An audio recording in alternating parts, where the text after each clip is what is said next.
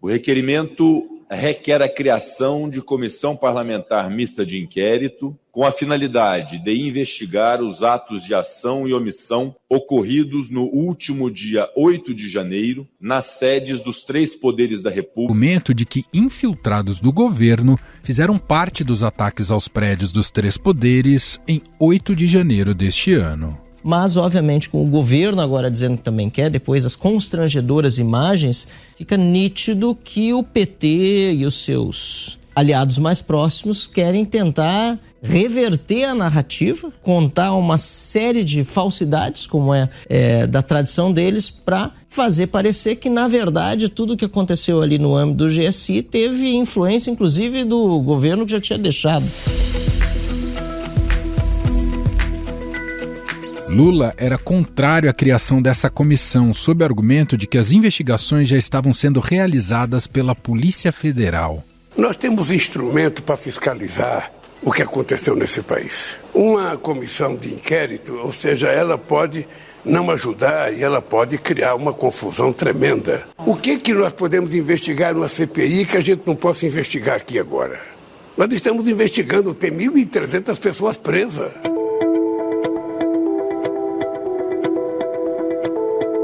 Mas, após imagens mostrarem a presença do ex-ministro do Gabinete de Segurança Institucional Gonçalves Dias estar no meio dos manifestantes, a disposição governista mudou. Vamos para essa investigação e vamos com força para ela. E olha, de investigação e comissão de inquérito, nós entendemos.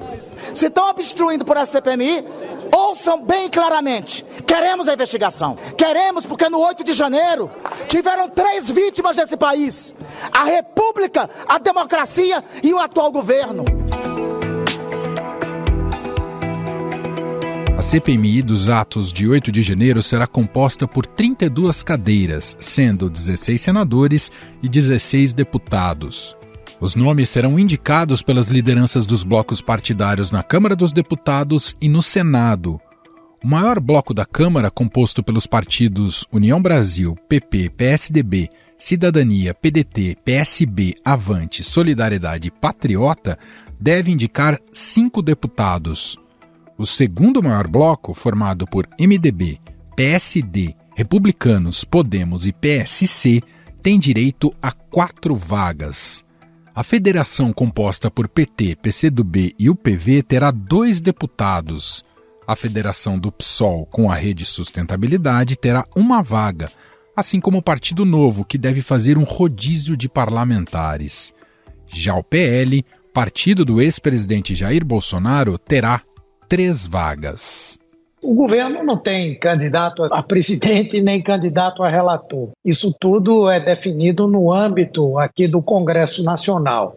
Eu acho que o governo terá condição, sim, de ter a maioria e de ocupar os espaços mais importantes da CPI. No Senado, o bloco formado por MDB, União Brasil, PDT, PSDB e Podemos indicará 6 senadores. O bloco PT, PSB e PSD também vai poder indicar 6 senadores. Outros 2 blocos do Senado, sendo um deles PP e Republicanos e outro PL Novo, ficaram com 2 vagas cada um. O deputado que me antecedeu aqui disse que o deputado André Fernandes não poderia compor a CPMI, dizendo que ele é investigado pelo STF. Se for para levar em consideração investigação, 90% do PT não vai poder compor. Até mesmo porque de terroristas vocês entendem.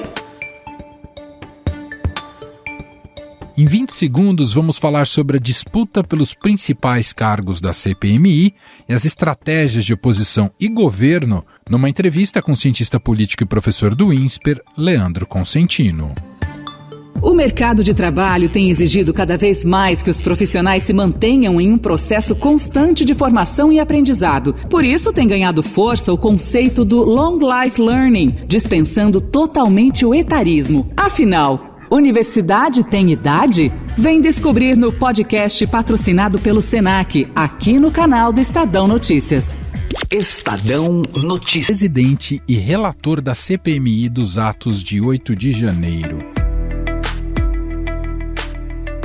Por ter sido a responsável pelo requerimento de criação da comissão, a oposição pleiteava pelo menos a presidência. E o primeiro proponente de uma CPI ou de uma CPMI, naturalmente, é o presidente desse colegiado. Se isso não for possível, pelo menos que nós tenhamos a possibilidade de termos isenção na condução do processo.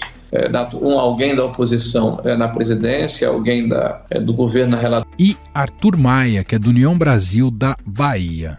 Conversei hoje com o deputado Altineu Cortes, e aí a gente falando sobre a CPMI, ele disse que o André Fernandes é o nome que o partido quer, que ele quer, que o PL quer que seja o presidente dessa comissão. Só que o André Fernandes é investigado desde o dia 23 de janeiro num inquérito aberto pelo Supremo Tribunal Federal para apurar o envolvimento de deputados com a convocação dos atos do dia 8 de janeiro.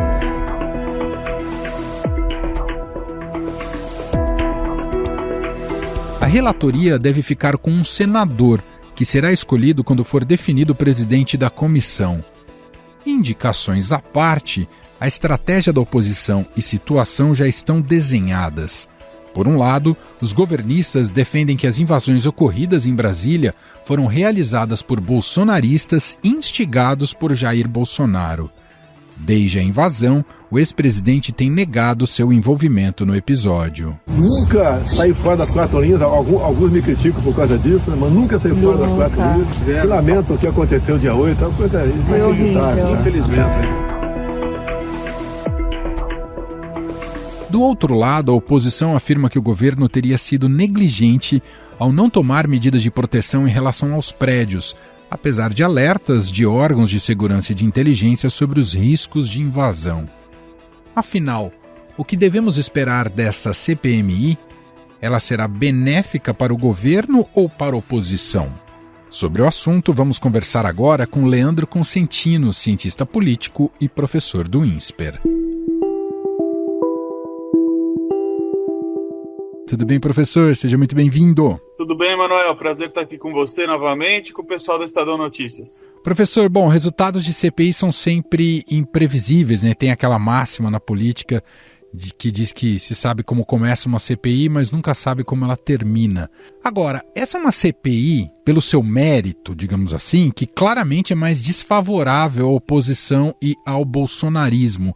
Ainda assim, queria te perguntar, vale a pena assumir esse risco pelo que ele, e aí não sei se talvez a argumentação viria por aqui, no fundo há uma disputa do que se tem convencionado dizer muito atualmente, uma disputa pelo controle da narrativa, professor? Perfeito, Emanuel. Bom, primeiro a questão era a grande vitória da oposição foi ter instalado essa CPMI, né? Na verdade, o governo não queria a instalação dessa CPMI justamente porque ela, de alguma forma, atrapalha os trabalhos ali no Congresso Nacional e dá mais um prazo ali para que o governo inicie determinadas pautas importantes, como a própria votação do novo arcabouço, reforma tributária. Então, só a instalação já foi uma derrota para o governo. Agora, dentro dessa narrativa, ou dentro dessa questão de pós-instalação, para quem que vai favorecer ou não, eu também tenho a impressão de que ela favorece mais ao governo do que a oposição. Quer dizer, trazer aquelas imagens das invasões novamente, relembrar a população do como foi que se deu tudo aquilo, pode tisnar fortemente a imagem da oposição. E o governo vai tentar contornar uma narrativa que a oposição quer pregar nele de uma espécie de omissão ali, ou de tentativa de deixar tudo correr para que o governo saísse mais bonito na foto. Acho que o peso das duas coisas é extremamente desproporcional em favor do governo e contra a oposição. E aí a oposição vai ter que, de alguma forma, criar uma narrativa muito mais estruturada para conseguir atacar o governo, sobretudo pensando que hoje, ainda que com a ajuda do Centrão, o governo tem o controle mais amplo dos cargos dessa CPMI. A CPI já pode ser entendida, a maneira como os debates têm sido travados até aqui, professor, ela é uma espécie de síntese, uma nova síntese da polarização que há hoje no Brasil? Acho que ela é a reedição, né? Ela é a volta da polarização. A gente estava num ambiente um pouquinho menos conturbado do que no final do ano passado, depois do processo eleitoral e tudo, e a gente volta a reviver um pouco disso. E aí, como você perguntou para mim se vale a pena ou não, né, para esses setores da oposição, acho que vai depender muito de quem vai estar lá, os membros dessa comissão, sobretudo para ganhos também no âmbito individual. Vamos lembrar que a gente tem eleições em 2024 e interessa tanto ao governo quanto à oposição e a alguns atores específicos ali, reavivar essa polarização para conseguir, de alguma forma, crescer o seu nome junto à opinião pública, aparecer, voltar a relembrar o eleitor dessa briga intestina que esses dois lados tiveram. Como é que você vê, professor, a possibilidade de convocação do próprio presidente Lula e do ex-presidente Bolsonaro? Acho que é muito mais fácil que o ex-presidente Bolsonaro acabe sendo convocado do que o presidente Lula, pela razão das blindagens do próprio cargo, né? Como na própria CPI da Covid ali a gente teve a busca de convocar o então presidente Jair Bolsonaro e isso não ocorreu de fato, eu acho que convocar um presidente da República no exercício do cargo é algo bastante mais complicado de você fazer. Agora, um ex-presidente, em tese, perdeu essas blindagens, perdeu essas proteções que o cargo lhe traz, e aí pode ser muito bem que a gente tenha, de fato, o ex-presidente. Vamos lembrar, inclusive, que a gente tem um ou dois filhos ali, potencialmente como membros ali na CPI, o que será uma coisa bem interessante de se assistir também. Pela composição do que a gente viu até agora nessa semana, de largada o governo já sai mais vitorioso do que a oposição em termos de representação ali da CPMI, professor? Do que a oposição, sim, Emanuel. Agora, o cuidado que o governo tem que ter é que ele está, como a gente diz no jargão aí, lutando com soldados que não são necessariamente os seus, né? Estou lutando com soldados daqueles tipos mercenários, assim, não estou querendo dizer que os parlamentares o sejam, estou pensando no significado antigo da palavra mercenários, que é aqueles exércitos que não são próprios, né? Ou seja, de alguma forma a gente está aí com o Centrão dando as cartas novamente, como dá as cartas em muitas questões ali dentro do Congresso Nacional. Novamente o governo tem essa maioria, mas uma maioria muito vinculada e muito dependente do Centrão. Então, novamente, quem sai com a vitória atualmente é o Arthur Lira, que vai ter uma bala na agulha muito maior para negociar tanto com o governo quanto com a oposição. E entrando um pouco no mérito, né, do que será discutido ali, investigado ao longo da CPI, claro que tem toda essa nuvem, essa fumaça que será produzida pelos embates, pelo palanque político, mas a gente não deve esquecer, não é, professor, o que foi esse 8 de janeiro, e é um 8 de janeiro que, na minha visão, mas aí quero te ouvir, é impossível dissociar da imagem e da atuação do presidente ou do ex-presidente Jair Bolsonaro, não é, professor? Manuel, sem dúvida, eu acho que primeiro trazer o significado que é uma busca de ruptura institucional, isso é muito grave, né? Quer dizer, isso não é um protesto normal, pacífico, como alguns querem vender, ou algo corriqueiro da democracia. Isso foi uma tentativa de virada de mesa, isso é extremamente grave. Isso tem um DNA de apoiadores do ex-presidente Bolsonaro, né? Está se apurando a autoria intelectual dele, a ligação dele com eventualmente ter insuflado esses atos, de pessoas próximas dele terem até financiado essas ações, mas o que a gente tem registrado, sem dúvida alguma, são apoiadores dele que já estavam acampados há muito tempo ali, não aceitando o resultado eleitoral e se dirigiram para a esplanada dos ministérios, para a Praça dos Três Poderes e promoveram aquele espetáculo abjeto que nós assistimos dia 8 de janeiro. Então acho que é sempre bom relembrar a todos que aquilo não foi um protesto pacífico e normal, aquilo foi uma tentativa de ruptura institucional e aquilo tem o DNA de apoiadores do ex-presidente Bolsonaro, sim. Se tem que se apurar eventuais problemas que o governo atual teve no controle dessa situação, na omissão eventual, vimos aí as imagens aí do ministro-chefe do Gabinete de Segurança Institucional, pode ter errado, pode ter se omitido, isso tudo precisa ser apurado, mas isso não exime de forma alguma quem é o coautor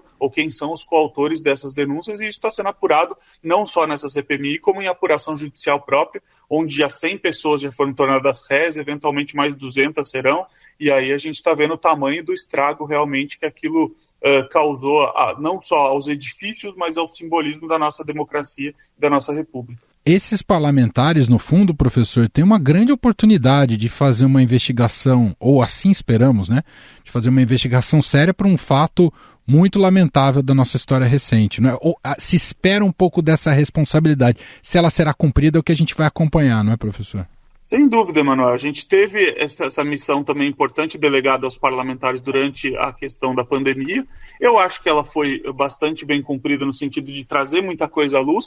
A grande questão é o depois, é o pós, né? Como você bem colocou, a gente não sabe como termina e por muitas vezes, infelizmente, termina em pizza, né? Então a gente precisa ver também como que essas investigações vão ser conduzidas. O nosso consolo nesse caso é que já há uma investigação bastante avançada do ponto de vista da Justiça, da Polícia Federal, e eu acho que se essas investigações forem sinérgicas, a gente tem muito a ganhar no sentido de apurar as responsabilidades, tanto de ação quanto de omissão, desse 8 de janeiro. A gente já observa, professor, um presidente Lula preocupado da maneira como esses atos políticos, o comentário sobre fatos políticos do país, reverberam nas redes sociais.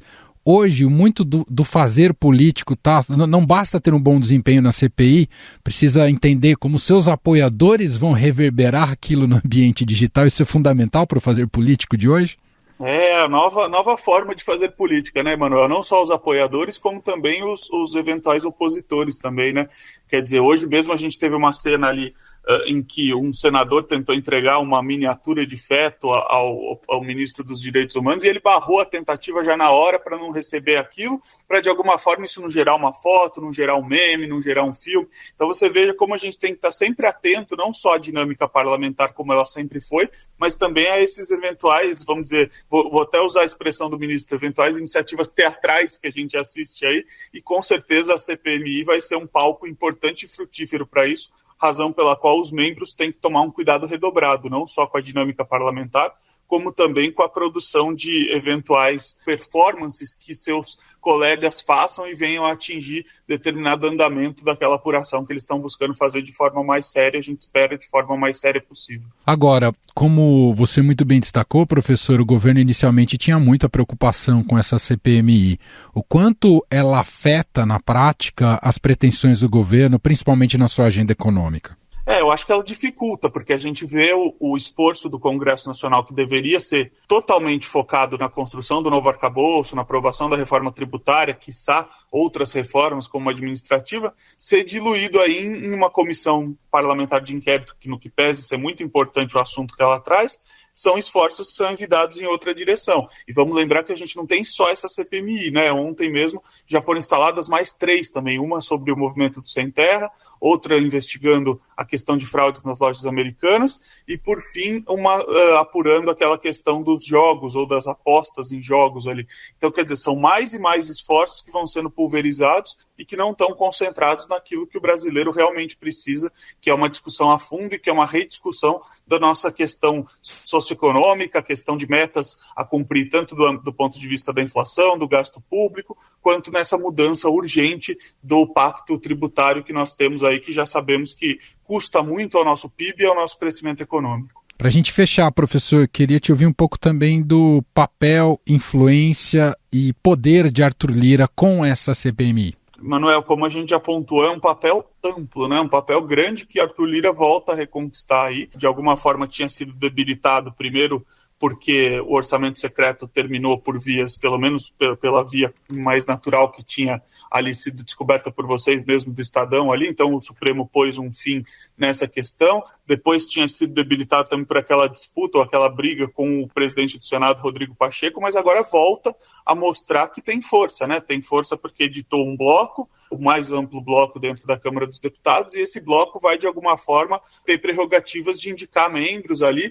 Com os blocos formados na Câmara, talvez protagonistas anteriores que a gente imaginava, PT e PL, vão ficar como coadjuvantes perto da força desses blocos do Centrão, e Arthur Lira domina o Centrão como poucos, como a gente sabe. Portanto, governo e oposição, novamente, como já pontuei e pontuo novamente, vão ter que precisar negociar muito, conversar muito com Arthur Lira para, de alguma forma, conquistar espaço e para continuar caminhando dentro do Congresso Nacional, seja de um lado, seja de outro, seja como governo, seja como oposição. Muito bem, ouvimos uma análise muito completa aqui do cientista político Leandro Consentino, professor do INSPER, mais uma vez gentilmente aqui atendendo a nossa reportagem. Obrigado, professor, pelo papo. Eu que agradeço, Emanuel. Um grande abraço para você e para todo o pessoal do Estadão Notícias. Estadão Notícias. E este foi o Estadão Notícias de hoje, sexta-feira, dia 28 de abril de 2020.